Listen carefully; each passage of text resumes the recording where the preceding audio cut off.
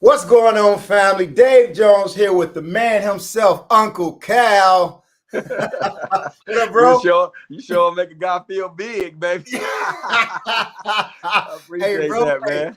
bro, you blinging it out, bro. You letting the world know, nigga. I'm happy to just be connected to this cat, man. I love this Man, guy. How you doing, man? cut it out, man. I'm humble, man. Love you. Appreciate you, brother. I'm happy to be connected to you too, family. Yes, sir, man. So we got a good one in there. We got to get two ideas in our mind, but we think it'll spark good conversation, and we're gonna make it happen. We always got to resort back to this money because our perspective of money always kind of shifts how we feel about life. So let's get it. Cal and Dave Jones are the hosts of the show. We living in some difficult times, as most of us know. Let's lift each other up and put down the stress. If you didn't know, the name of the show is called Rap. All right, so we just recently came across. Many of you may have saw interview was concerning Gabrielle Union, her and her marriage with Dwyane Wade, who's a basketball player. She's an actress. Anyway, as a result of it, it was said that they all the way up until this point have been splitting the financial responsibilities between themselves 50-50. And so we kind of got for one of the first times kind of two different perspectives on this process or system of how you deal with the money as you come into the financial arena. And I think this is going to bless a lot of people because you got to remember this is really responding as people should. And so it's faith and society. Society kind of see things one way and faith sees things another way. But sometimes we see on both sides and the rationale. So we want to kind of talk through it and work together and see how we should look at it and approach it on this concept. So give me your concept, bro. What do you think about this financial split of responsibility, specifically in marriage? What do you think about that? Okay, well let's just talk about before I go into my actual opinion on this. Let's just talk about the times we living in and the financial times we living in today, especially right now within these last, you know what I'm saying, I say this year and a half since the pandemic, because I feel like the inflation has got the dollar, you know what I'm saying, not worth what it used to be. As we all see, if you see your dollar ain't going as far as it used to. Everything is going up. It seems like your money fly from you faster, and it's just not enough money coming in, it seems like, in most cases. And with that being said, I think that both parties should be able to contribute, you know what I'm saying, both in like putting money in the pot, you know what I'm saying, working together to build business, working together to make money. And to me, if you got two people, you know, you got a successful basketball player that was successful in his career. I don't know what his investments was or what he did to make sure now that he retired, he put up well, but he seemed like a smart guy. I'm sure he did well. Then you got Gabrielle Union, which is an actress, still a successful actress, still doing movies, so on and so forth. I think when you got two people like that come together, they both a power couple, and financially they both got money, and I'm sure they got an understanding of how they want to live. I think it's nothing wrong with both of them splitting the bills 50-50. You know what I'm saying? Because I feel like if you got two successful people, they come together, and I think it's power, you know what I'm saying, in unity and bringing that money together. Because if they had met, you know what I'm saying, and one person really didn't have it and the other one did, and they brought their connection together and had some understanding on how they wanted to build life or do kids or however it was, and one person said, hey, I'm going to take the responsibility of this, you know what I'm saying, with the finances, and you take care of the home, then I think that would be another conversation they could have. But being that you brought two successful people together that's making good money, I see nothing wrong with, you know, them taking care of their business together. You know what I'm saying? Mm-hmm. Yeah, no. I think it's a great perspective. So my thought process is this: so if you get two successful people, because all relationships don't start like this, as far as financially successful, right? Because Right. you can have success without finance. You know, Right. my latest definition of success, I got it from Maya Angelou. I love this. Right? Success is liking who you are, liking what you're doing, and liking how you're doing it. Oh, come on. I Come think on. that is, I got that from my Andrew. It used to be progressional success towards a worthy idea, but I like hers because it's all about how you feel on the inside. So now you can be successful without necessarily having financial abundance, right? Right. So let's imagine two people who are coming to that are financially independent and could carry their own coming together. There isn't that battle or that insecurity about money because they both have it and they both can, as you just discussed, equally share the responsibility, play their part, and contribute equally as it relates to that as the perspective that you have. But there are some instances where people who will come together and they may not be necessarily financially independent, but they have what their spouse needs, right, to take them to that next level. And if we make it a prerequisite that your money has to be able to handle everything equally, even though I have financially more than you, then it will hinder the opportunity that's right in front of me about other things in life that a person can connect with me with and help me become. So I'm already setting a limitation on my synergy with a spouse to build or become what it is that we could collectively build in life. So I think that parameter of equality of financial responsibility, it's cool as we can rationalize it, but it shuts so many other doors down. Right. What do you think about that? Such as what? Touch on some of those other things that you feel like it's shut down. Okay, so for example, let's say if I got a bunch of money, right? And but I'm missing the ability to have a child, right? Or I'm missing the ability to build a family. I'm missing the ability to, I don't know how to communicate or build relationships with people outside of me because I've been so focused on grinding and hustling and producing. And so I'm maybe kind of isolated. Well, if God sends me someone that sees these areas, but they're great at, obviously, the ability to provide family, or they're great at building relationships, or they're great at other areas that I may be struggling because my focus, then once I connect with them, that synergy increases the both of us to be connected to building that format. And so it's very easy to say if you, it's highly likely that if you're highly successful financially, financial literacy, building and grinding, that you might have missed on that time and energy in other areas in your life. Man, yeah, that's good. And that's why, man, and you didn't even kind of knock me on this before, Dave, and a lot of people don't agree with me on this, but that's why I say, if you go into a relationship or a marriage looking at it like a business, then the chances of it failing is slimmer than the assumption of love. Let me speak on that a little more so you understand what I'm saying. A lot of us, we go in these relationships, marriages, relationships, and we see what we like. You know what I'm saying? And as we go through these relationships, we start learning a person as we go. But sometimes, just like with a business, if you write the plan, you know what I'm saying? Say write the plan or plan to fail. If you get a pure understanding on what a person is looking for in life, you know what I'm saying? You might ask a woman, what is it that you see in your future? She might say, I see in my future staying at home, planting a garden, taking care of the kids, going shopping when I can, taking, a lot of women are not even so much into shopping for designers, they into shopping for the home. So if you get a clear understanding on what it is that your spouse or this future spouse or person that you plan on being with wants, then it's better for you guys to come up with a rational decision on how things gonna work in your relationship. A lot of people go in, they meet people. This woman got a job, this man got a job, this man got a business, this woman got a business, or they doing something that's productive at the time when they meet them, not knowing that this person has no, plans on doing this in the future when they find a husband.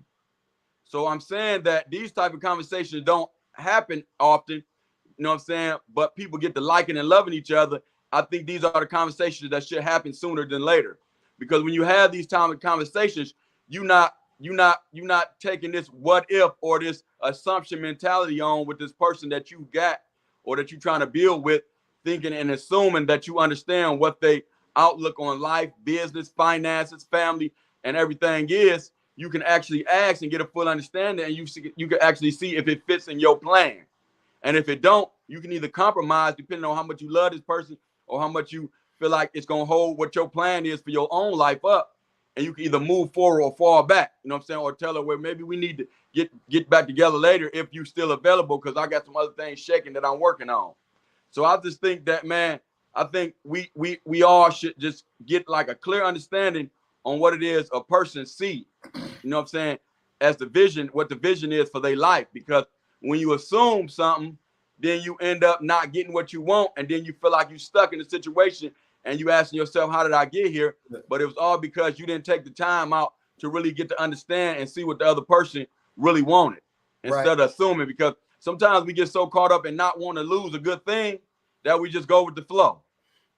Yeah, You know no, what I'm no, I saying? get that. I think there's a lot of brilliance and wisdom in what you're saying, and we mentioned like, so if you're lucky to not be in a position that you're married and you're looking to get married, the you know, I always call it's called the Geico dates, is get your questions out, right? You have to communicate, you have to talk long term, and as you're saying, you just can't look with the eyes of what you see and what potentially could be without getting clarity. You know, the scripture in the Bible that tells us, you know what I'm saying, that do not be unequally yoked. Well, simply that means like we got two different ideas or fantasies or ideologies of what the concept of marriage is and how it should work. And neither of us are wrong, but we just need to let the other person know, Right. and give them an opportunity to talk through it or to say, no, this doesn't fit my future. You know what I'm saying? And that's the problem. We're trying to fix these things once. And this was happened to me, to be honest with you. And when I married the first time, you know what I'm saying? We had two different thought processes of family, let's just say. And without us getting that clarity, and maybe it was a time for us, we felt, to get married, without us getting clarity, it led to us being like, oh, I didn't know that this is how you thought that this should go. And vice versa. Again, neither side is right because it was right to us how we felt. But if you didn't know that, now you're faced with it when you're inside of a covenant, and now you got to figure out how to battle this thing out. Right. So face those hard questions up front. You know what I'm saying? So it ain't no, you know what I'm saying, wow, I didn't know this later. You know what I'm saying?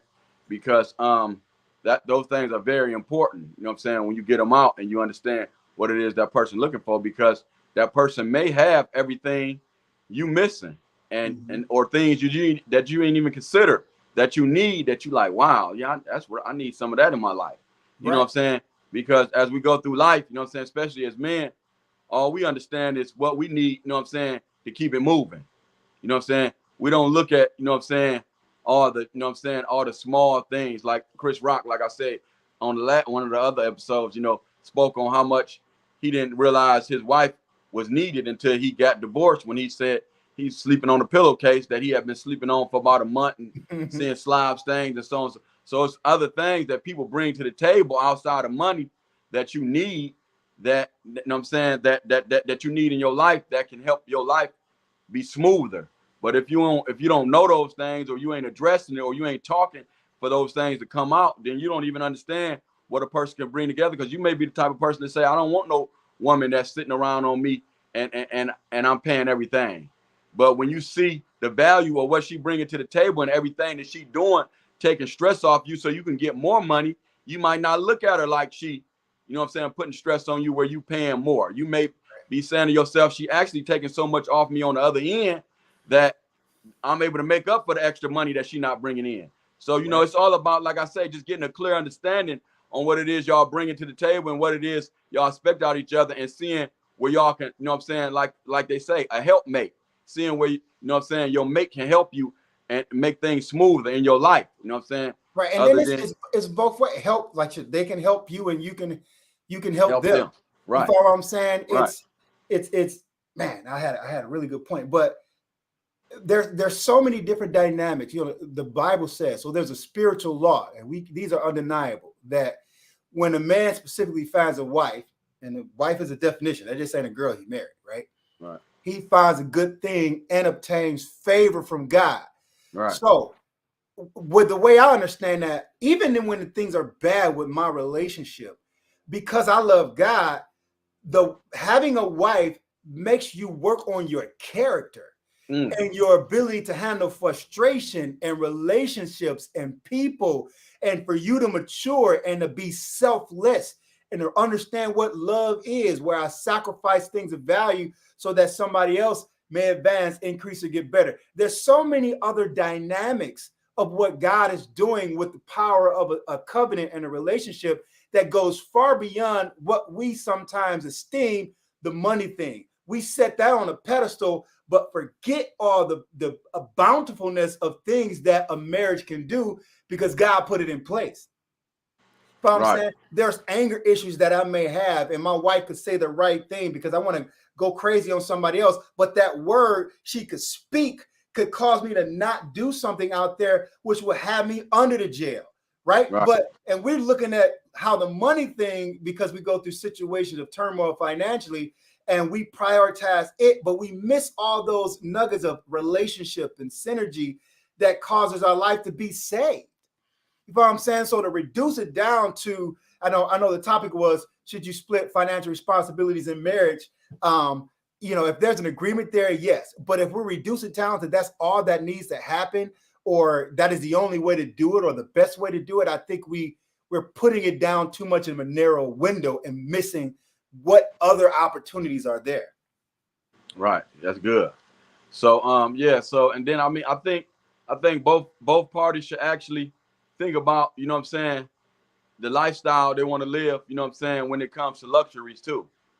Because, a lot of people, may say, okay, well, I don't want my wife to work, or the wife may say, I got a better career. I want the husband to take care of the kids, cook, you know what I'm saying, do this, that, and the other, you know what I'm saying? Because I see a lot of that going on nowadays too, with where the women's, the women got their stuff in order, and they just, they bring in the money, and they like, shit, he a better cook, and so on and so forth. Let him, deal with the kids. So, but with that being said, you got to look at the luxuries, because, with social media and, the inventions coming out every day with them creating new and more stuff, and you want to spend money on, and, things that you crave, in your flesh, when it comes to this materialistic stuff, you got to ask yourself, is one income enough for us to, have the luxuries we want? Or do we need, one income in a business, or we need two incomes, both of us working, or one working, one hustling? You just got to ask yourself, because at the end of the day, when it's one person, that's the breadwinner, if it's kids involved, when you're talking about bills, kids, and taking care of the wife, then, you got to make sure you either very successful, you got a, very successful job, or you got a successful business, and you raking in the dough, because it leaves very little room, for luxuries when you just working a decent job, even a good job. It leaves very little room for luxuries when you taking care of all the responsibilities. So you just got to, make sure y'all on the same page for, is what do y'all consider necessities? What do y'all consider luxuries? What do y'all consider must-haves? Because those are the things that you need to look at, because, people see new and improved stuff they want every day.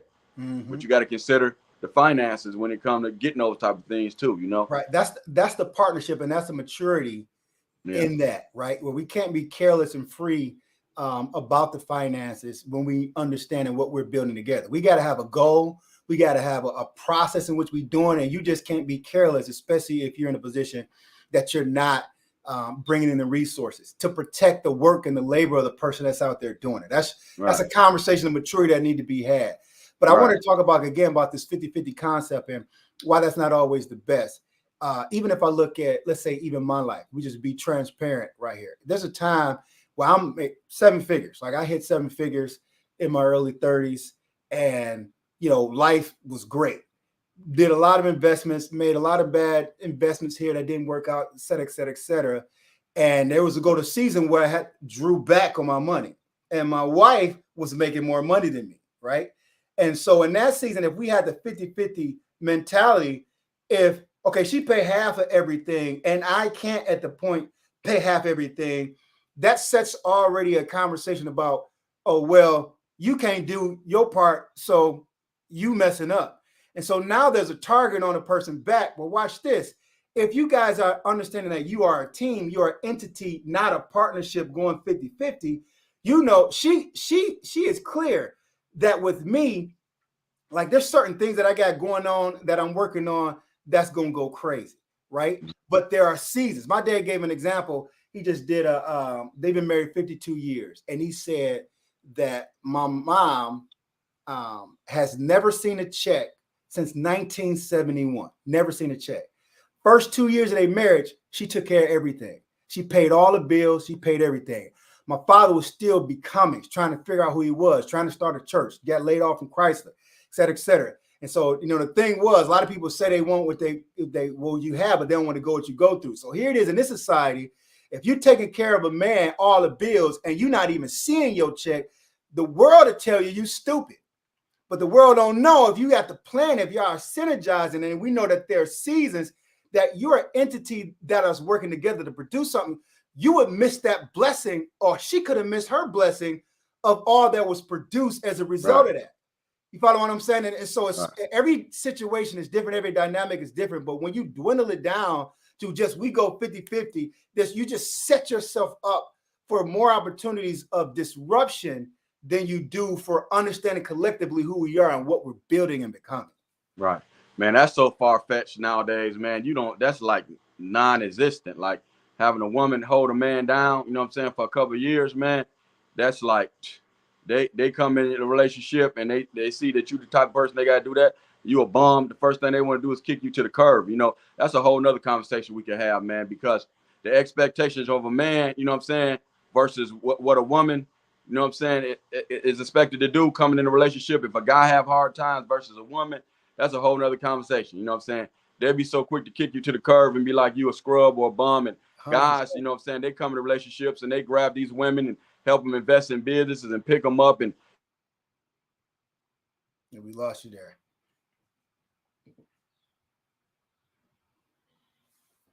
Yeah. That's a good part. Yeah, you back on? You can go ahead and pick up if you can. Yeah. So that's a whole nother. It's good. They call it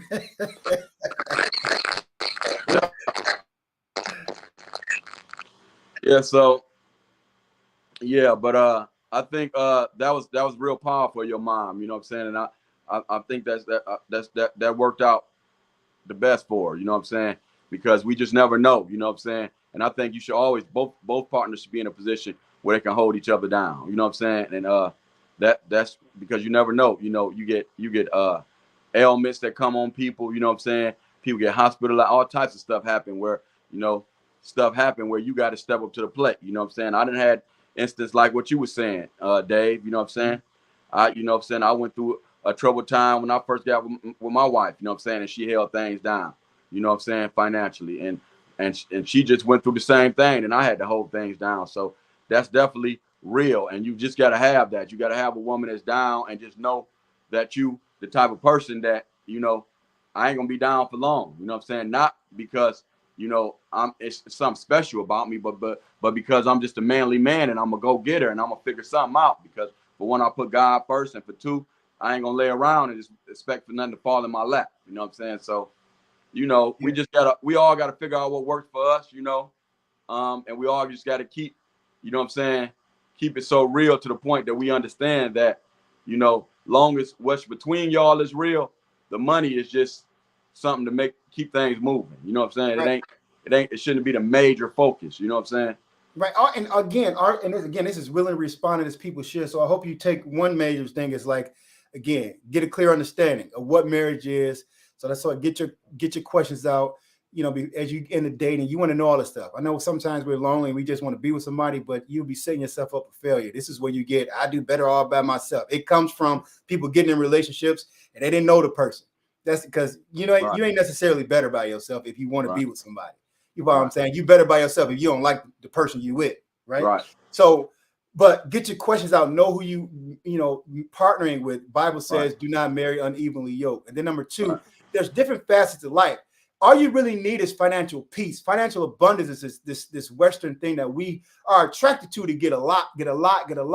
But if you have financial peace, meaning you know where your cash flow coming from, things are paid, and you're not overexposed and trying to buy things that keep up with the Joneses, then you can miss out on a lot of those things that cause you to have that anxiety of not having enough. You know what I'm saying? If you can put a steak on your plate, if you can go 3-4 vacations and you got money set aside, like you're really good. You know what I'm saying? And then the last part about it is, I always said there's 7 areas in life. Money is one. There's your faith. How can we collectively help each other there, right? Me and my wife help each other so much in our relationship with God, right? There's of course, your finance. There's your family. You're helping each other there, right? There's your fitness, your health. You're helping each other there. There's your frame of mind, your sanity. There's your recreation or your fun, right? And so, and then the thing that you're focusing on, if somebody guides you to concentrate on the thing that you're supposed to be building as your gift to the world and the problem that you're solving. It's not just about the finances. That's one of the 7. So a partnership or a synergy is so much bigger than just, do we got money? Do she got the bread? Right. Like, get an understanding there, just like you need an understanding in family and all those other dynamics. But go into this thing knowing what you're doing. And I think that, again, last thing I'm going to say about it, my father said that marriage is like a corporation, not like a partnership. Partnership is 50-50. If you don't got your side, we got a problem. It's just a setup. It's a setup for division. Right. A corporation is, we bring something to ourselves to the table, and we leave ourselves behind, and we create an entity into itself.